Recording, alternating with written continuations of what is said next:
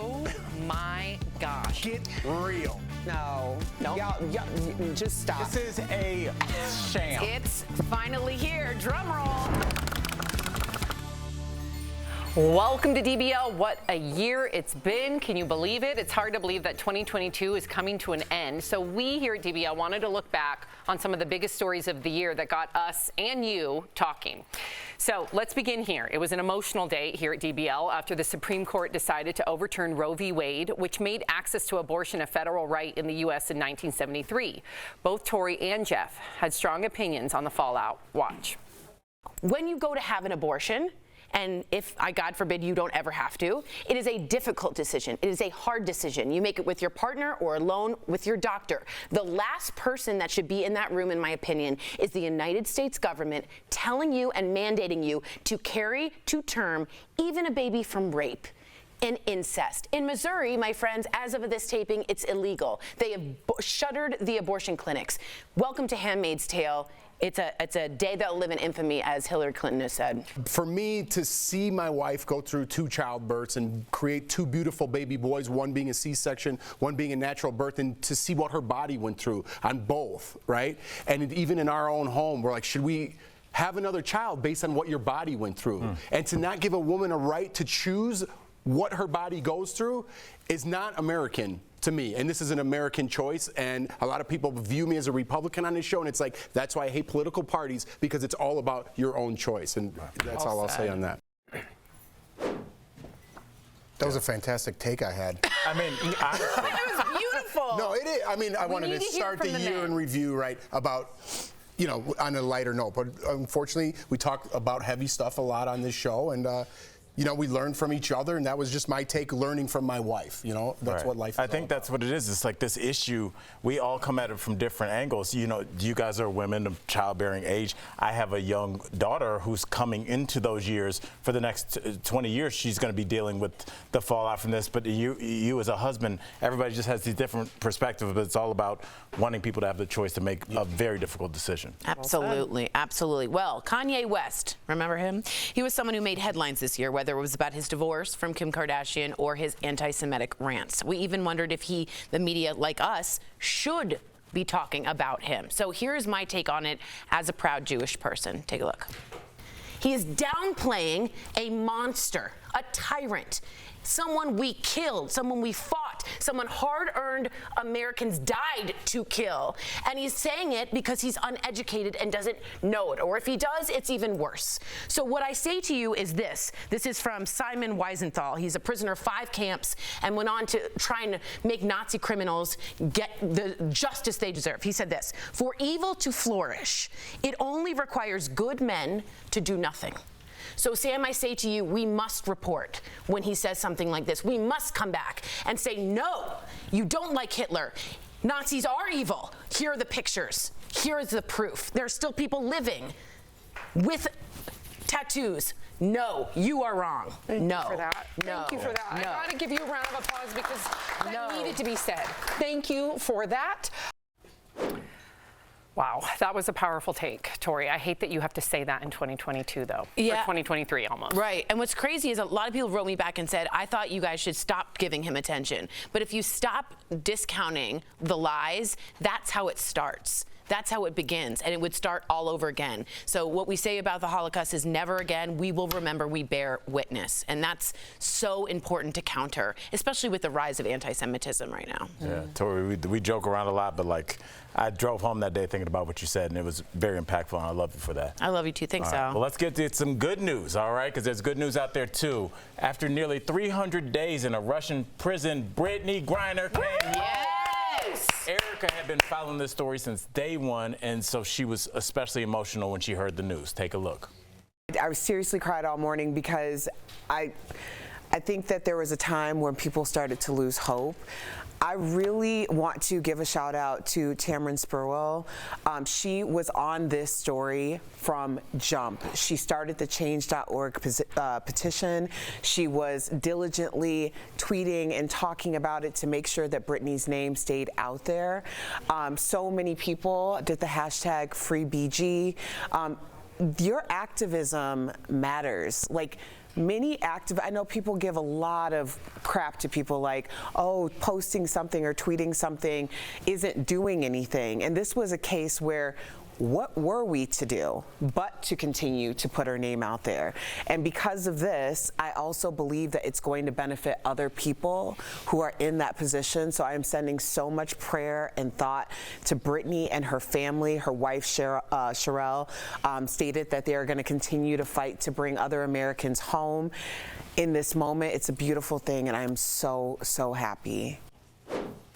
And Erica, I just want to commend you because a lot of people, to your point, you get a lot of flack for just posting a hashtag, but it applies global pressure. It's almost like a signature of millions of people saying, I don't agree with this, and my eyes are watching you. Right. So thank you for saying that, because I feel like some people are afraid of virtue signaling, when in reality, maybe their sincerity is just to keep the name in the headlines. Exactly, and I think that we've overcorrected on a lot of this messaging, because there are things that you can get out in the streets and do, but sometimes it's just important to keep a name out there, to keep attention on the situation, and a lot of people did. Well said. Well, coming up on DBL, it is a family affair. We look back at our interview with Danny DeVito and his daughter Lucy. They tell us about working together and who really is the boss on set.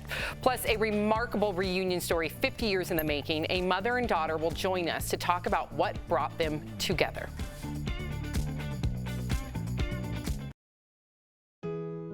It's happy holiday season time. From our DBL family To yours, we want to wish you A happy holiday season. A happy holiday season.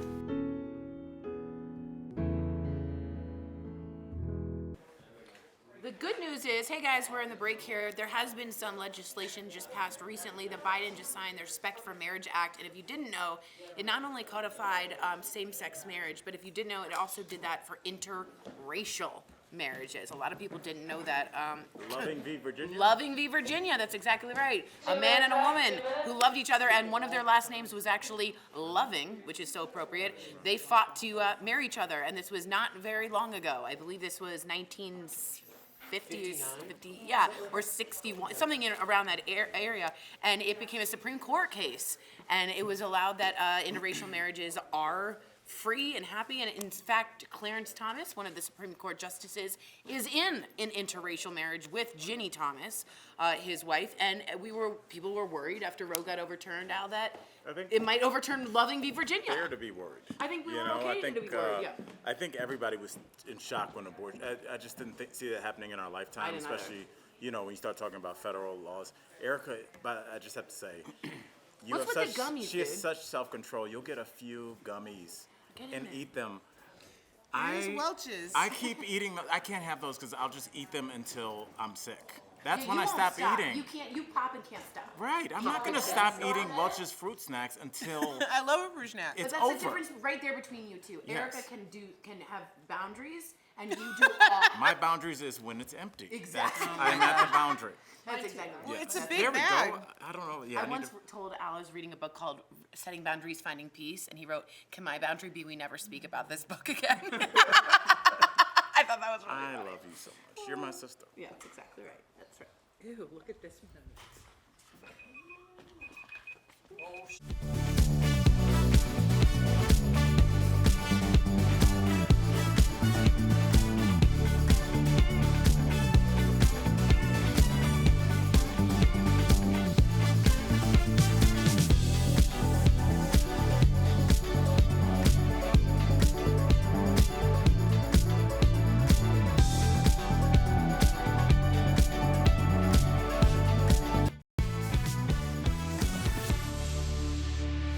Welcome back. They're a father-daughter duo who are lucky enough to work together in their new show, Little Demon. Check out our conversation with Danny and Lucy DeVito.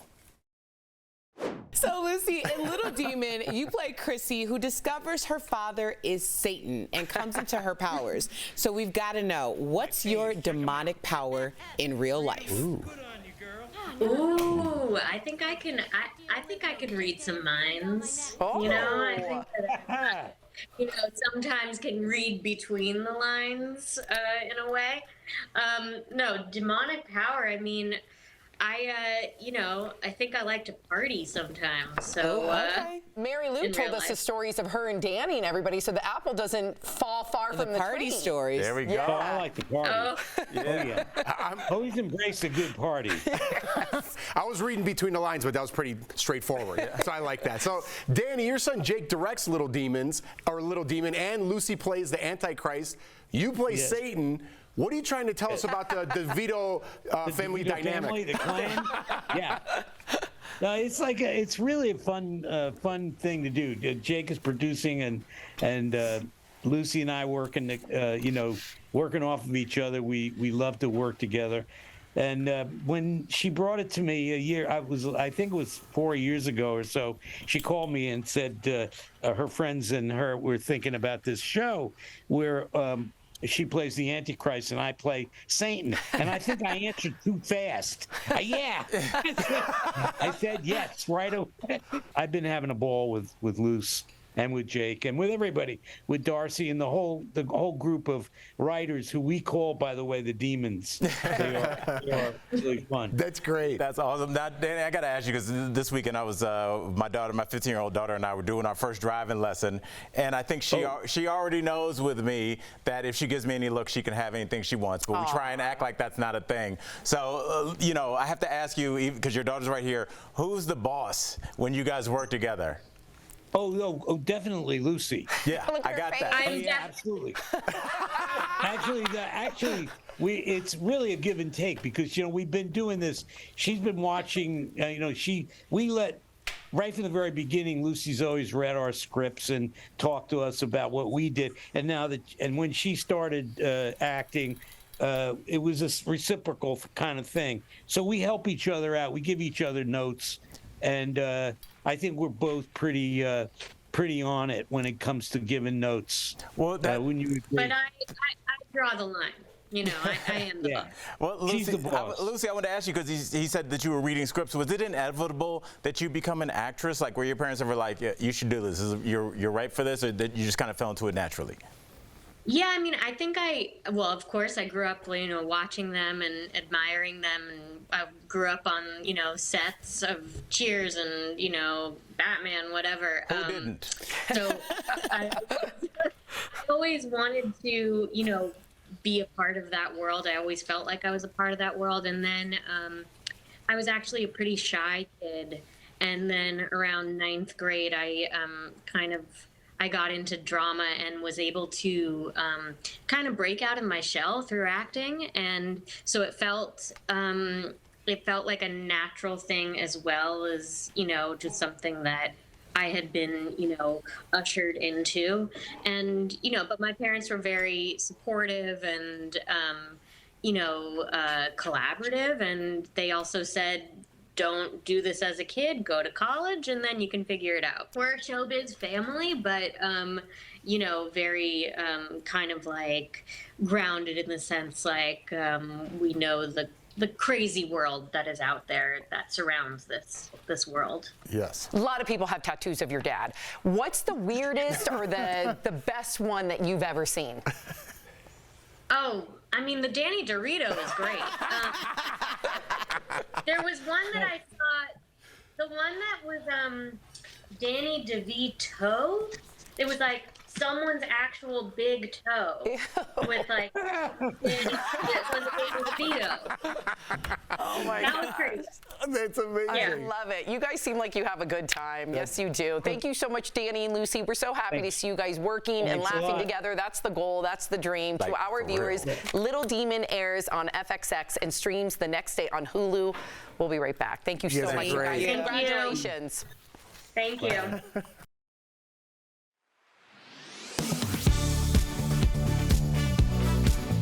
An Instagram video with millions of views says you can ditch your travel-size containers in 2024 because airports are getting rid of their limits for carry-on liquids.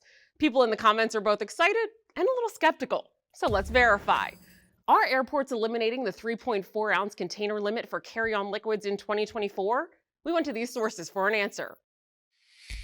Limits to carry-on liquids have been in place since 2006, when UK authorities thwarted a terrorist attack that planned to use liquid explosives hidden in carry-on bags to blow up several passenger planes. Airport scanners at the time had difficulty detecting the chemicals that the terrorists planned to use, so the 3-1-1 rule was created. 3.4 ounces of each liquid in one quart-sized bag, one bag per person. Since then, screening tech for carry-ons has improved. CT scanners, which have been used on checked bags for years, are now being used to scan carry-on luggage in some airports. TSA says these scanners create such a clear picture of the bag's contents that computers can automatically detect explosives, including liquids. The good news is the technology works. The question is, what's the realistic deadline for having it installed? In the US, no time soon. A spokesperson for the TSA told Verify claims that the 3.4-ounce limit on liquids is going away in 2024 are absolutely not true. But that's not the case at some airports in other countries. Amsterdam's biggest airport started using CT scanners for carry-ons back in 2021, allowing travelers to ditch those smaller containers.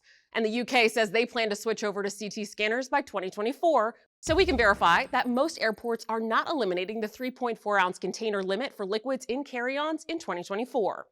The creator of that viral video posted an apology, clarifying that she was referring to airports within the UK. With your Verify, I'm Ariane Till.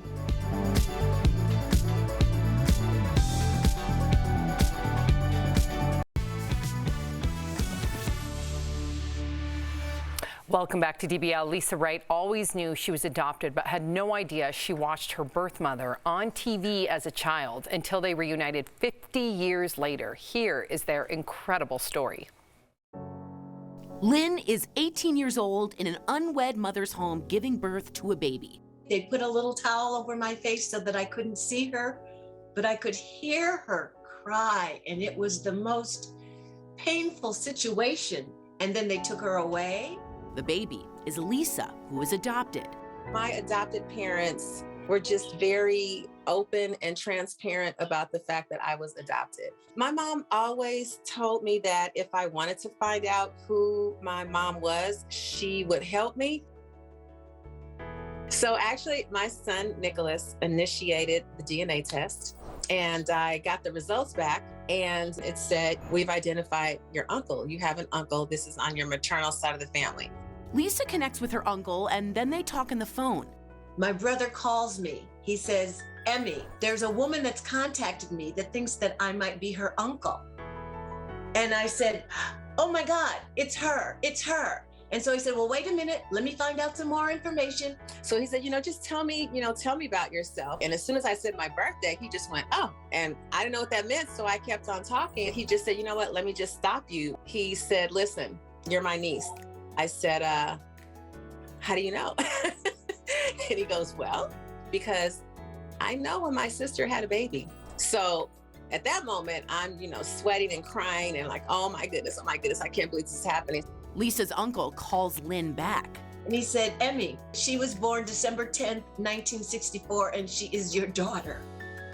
And when he said those words, those were the first time that I'd heard those words. Finally, I said, well, what's my mom's name? And then he goes, yeah, her name's Lynn Moody. So I'm at my desk, so I Google it. I had the moment of, wait a minute, I watched her growing up on TV. Oh my goodness. Oh my gosh. We're all in tears. Join us now to tell us more about their story, Lynn Moody and Lisa Wright. Welcome to DBL. Wow. I just want to say welcome. This story is near and dear to my heart for a time that I don't have time to get into. But I have to know, and I think I'm speaking for the audience here, what show were you watching where you were like, am I watching my mom? Well, wait for it. The show is called That's My Mama. Wow. And that's and during that time, that show was must-watch TV. Like that was our version of must-watch TV, and it was amazing. I watched her every week, and who knew? God. Who knew? I could have never dreamt that up in about a million years, ever. In Judaism, we call that bashert. It was meant to be. Yes. So Lynn, yes, after it was confirmed, Lynn, that Lisa was your daughter, you gave her a call. And I just want to, if you could paint a picture about that very first conversation. How terrified were you? Yes. When my brother gave me the phone number, he said she was at work and she was going to call me. So I didn't want to wait. I said, can I call her? So he gave me the number.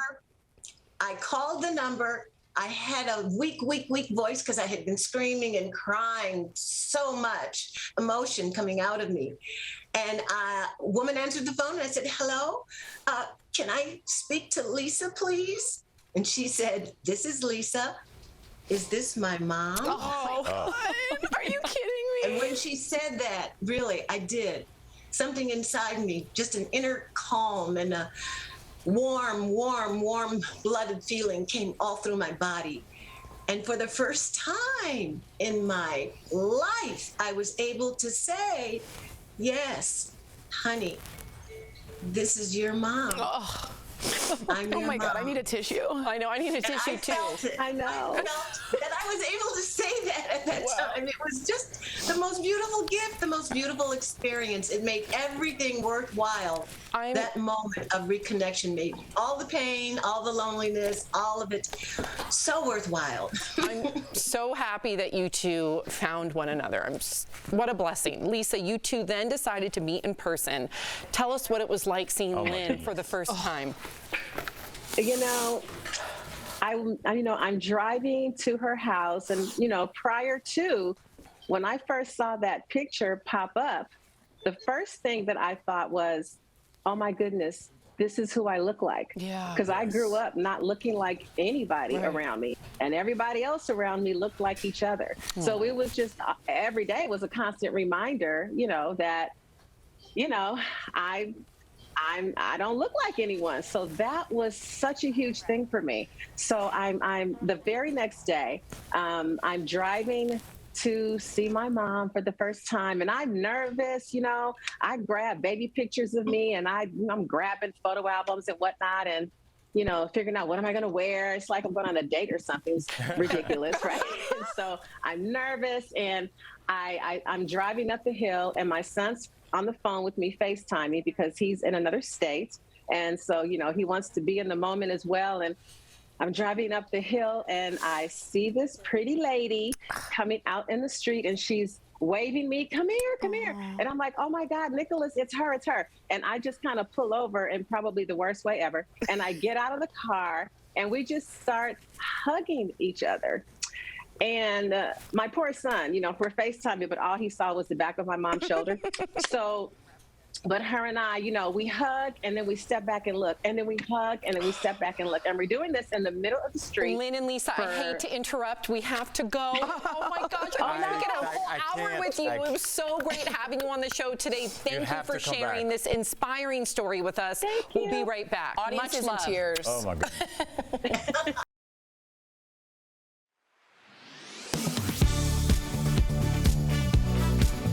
Here at Verify, we want to help people avoid getting scammed. That's why we dedicated a whole section of our website to fact-checking scam claims.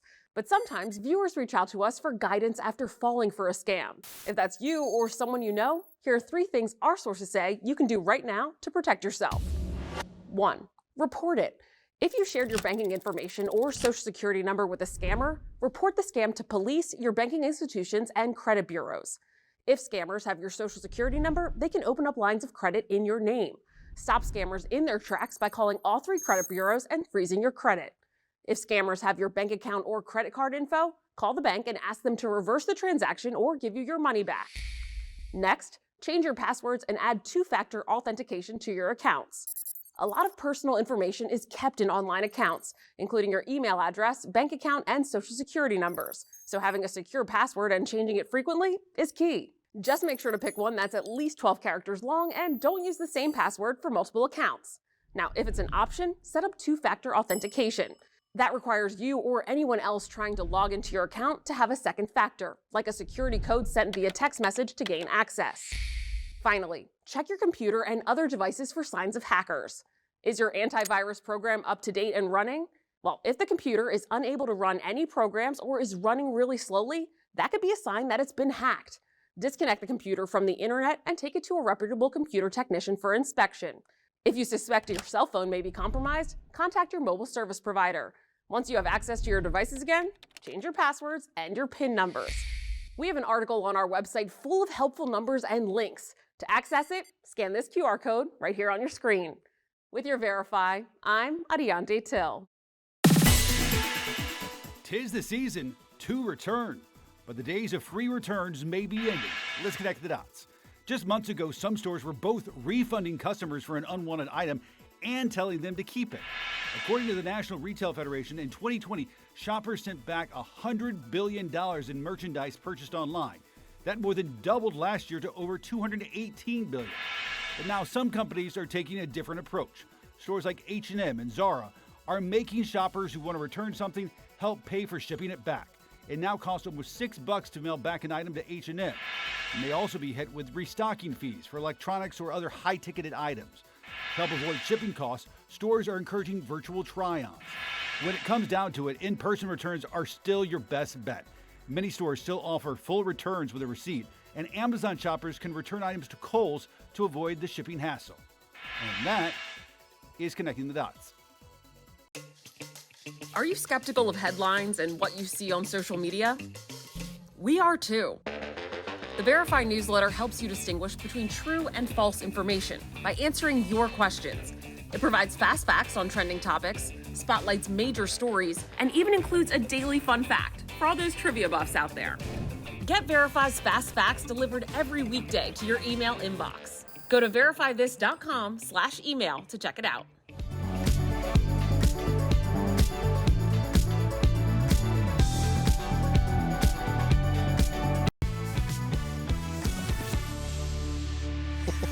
Welcome back. Before we go, did you all make New Year's resolutions? Well, the most common ones are losing weight, eating healthier, and exercising more. But studies show that 91% of people do not stick to them.